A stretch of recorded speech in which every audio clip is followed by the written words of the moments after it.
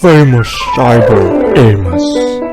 All things tech. Alright, so here's how to add apps to the startup. First, go to Start menu and search for Startup Applications. Then inside here, you click on the plus button and choose the application and search for anything you want. For now, Firefox is the example. So we'll just add Firefox and we'll restart and show you how simple it is to add it. So now it works, it start up Firefox.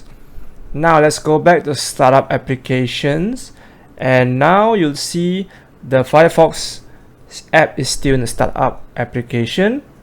So we can try and choose another application. Let's try out Heroic, something that we install. So the Heroic is basically an app for installing Epic Store. So once you've done it, you'll see it's okay. But if you want to try and do the custom command, the easiest way is to install main menu from the software manager. Just install it like this. And now go to the main menu and search for any apps. If you want to try the custom command, we'll use the example of Google Chrome. So inside Google Chrome, you can see the execution code.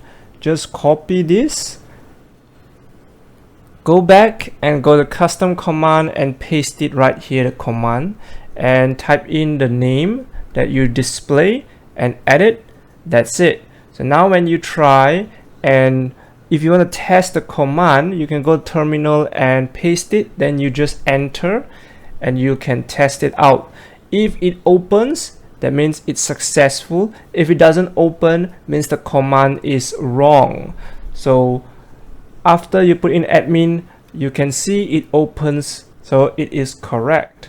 So now you can see, so now if you want to turn it off, that's how you turn it off. Please like, subscribe and comment. Below is my previous videos, to the center is my other videos, and to the side of it is my playlist for different topics in different playlists. You can check that out for my previous and future videos that is to come. So thank you for watching. Famous Cyber Amos signing out.